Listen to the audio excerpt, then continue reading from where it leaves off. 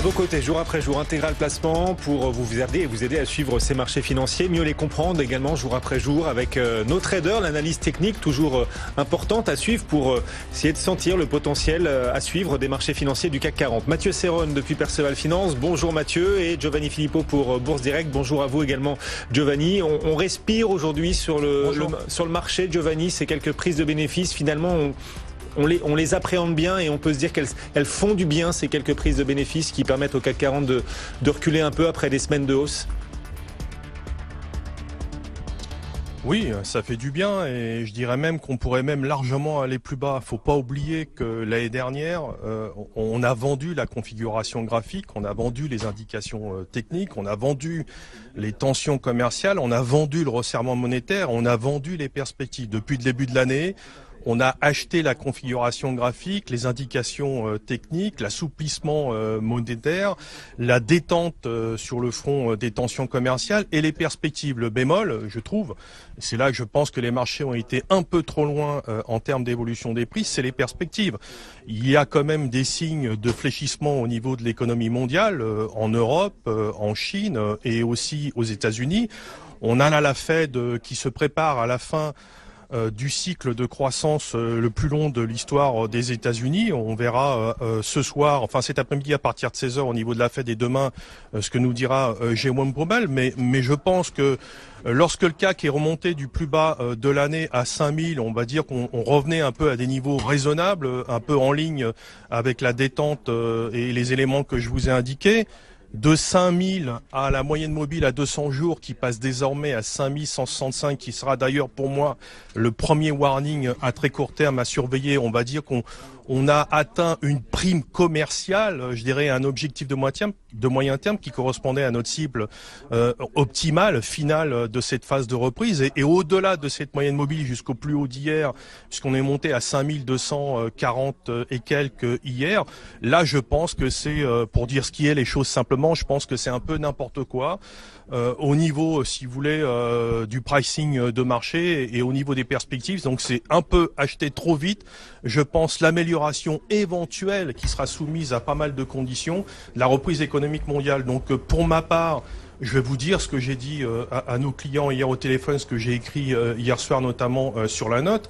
Donc à 5230, ces niveaux de prix sur lesquels on était hier matin, même encore en fin de journée, nous sommes plus acheteurs à ce niveau de prix et on recommandait même de vendre, si vous voulez, cette zone-là.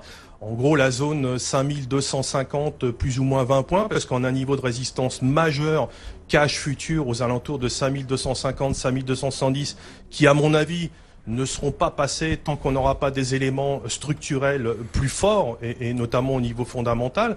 Et l'objectif, c'est tout simplement un retracement à minima à 5080. Voilà quelle est notre perspective de marché à court terme d'ici le 7 mars. Voilà, sachant que la microéconomie, certes, les publications ont été bonnes, mais à comparer au trimestre, au premier T1 de 2018, c'est quand même des bénéfices qui sont inférieurs globalement. Alors, il est vrai que les analystes ont révisé le consensus à la baisse, donc une grande majorité des entreprises ont fait mieux, mais c'est quand même moins. Et au niveau de la macro, pour l'instant, ce n'est pas justifié qu'on aille beaucoup plus haut. Mathieu, votre regard à vous sur le potentiel des marchés désormais, ce CAC 40 qui a gagné plus de 10% depuis le début de l'année, plus de 5200 points désormais. Alors, on va suivre Jérôme Powell cet après-midi à 16h, Jérôme Powell devant une commission du Sénat américain. Giovanni en disait un mot, mais auparavant, comment vous sentez, d'un point de vue purement technique, désormais le potentiel après tant de hausse? On évoquait 5240 comme objectif sur le CAC et il a été atteint et parfaitement validé. Derrière, il ne s'est plus passé grand-chose. Donc, ça va dans le sens d'une pause et surtout que des objectifs majeurs ont été atteints également sur le DAX, 11 550, 11 600, sur le SP500, 2820. Donc on a des niveaux de résistance forts un petit peu partout. De là à jouer un directionnel baissier, la réponse est non. Moi, je m'abstiens, hors stratégie dite synthétique avec des options en face. Mais en pur intraday, mais on est acheteur, on cherche à acheter en tout cas, vers 5175,80. Donc moi, j'ai acheté un petit peu plus cher ce matin. J'ai pu revendre, je retente un écart. Donc vous voyez, je vais le jouer d'une manière dynamique.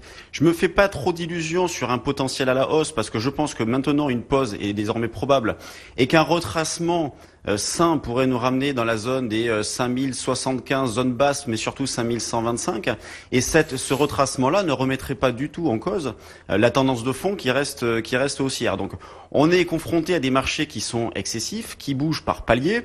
Quand on a un mouvement comme hier, on a un gap à la hausse, derrière il se passe rien pendant des heures.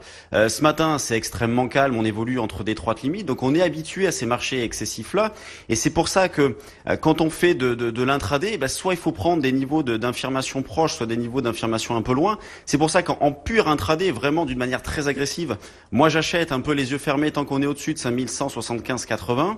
En dessous, je chercherai toujours à acheter, mais je serai davantage méfiant parce qu'on serait en train de valider mon scénario d'un retracement un petit peu plus marqué vers les 5125. Donc quand on regarde du côté des actions, il n'y a pas grand-chose à signaler, si ce n'est que l'automobile ce matin est un peu plombé, et notamment Peugeot, qui publie de bons résultats et qui perd 4-5%, donc tout se fait dans la violence. L'eurodoll, pendant ce temps-là, ne bouge pas beaucoup, donc il n'y a pas grand-chose à tirer de ce côté-là, mais on est toujours vendeur, notamment vers un 13,65-70 sur l'eurodoll avec des niveaux d'infirmation au-dessus de 1,1625. Mais sur le CAC, une pause est désormais probable, donc c'est le message que je veux envoyer, surtout que des niveaux donc majeurs ont été atteints sur le CAC, sur le DAX et sur le SP500, avec un retracement probable jusqu'à 5125. Voilà, les bornes sont maintenant définies. Un mot également de Wall Street qui se retrouve plus proche que jamais de ses records, plus que 4% de hausse et Wall Street battrait de nouveaux records alors que les indicateurs macroéconomiques américains vont pas dans ce sens. Alors certes, la Fed est plus accommodante, ça aide aussi le marché, mais est-ce que techniquement aussi on est à l'aise désormais sur le potentiel américain, Giovanni? Non, je crois pas. Là aussi, si vous voulez, on est vraiment allé au-delà, je dirais, des bornes, on va dire, acceptables, raisonnables. D'ailleurs, il suffit tout simplement de regarder les positions ouvertes sur les contrats futurs américains pour voir que premièrement, si vous voulez, elles étaient encore positives, mais elles étaient en baisse graduelle ces dernières semaines, et qu'elles sont désormais passées négatives. C'est-à-dire que ce mouvement n'est pas accompagné de positions ouvertes, ce mouvement n'est pas non plus couvert, parce qu'il y a comme une espèce d'euphorie aux États-Unis. Donc il y a effectivement du côté des États-Unis aussi un réel risque correctif. Bien sûr que je suis pas en train de parler, si vous voulez, de la réactivation du précédent cycle baissier, de l'éventualité d'un mouvement de correction significatif, mais là aussi un retracement. Paris, c'est à peu près 3%. Bon, après, si au niveau commercial ça se passe mal, ça peut faire le double. Mais voilà, on est sur des retracements éventuels de l'ordre de 3 à 6% suivant les prochains focus, suivant les prochains événements. Là aussi, moi, je ne suis plus acheteur du tout du marché américain dans l'état actuel des choses.